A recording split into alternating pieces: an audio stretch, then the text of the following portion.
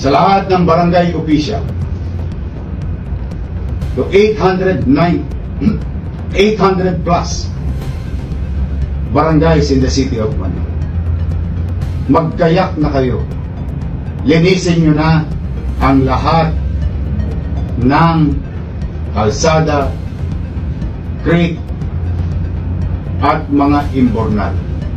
In a few minutes, we will inform you that we are going to sign executive order about this thing. Kaya hinihikayat ko ang mga barangay official. Total, kayo naman ay mga halal din ng bayan na tulad ko, makiisa na kayo. Kalimutan nyo na ang politika. May nanalo na. Nagdesisyon na ang taong bayan.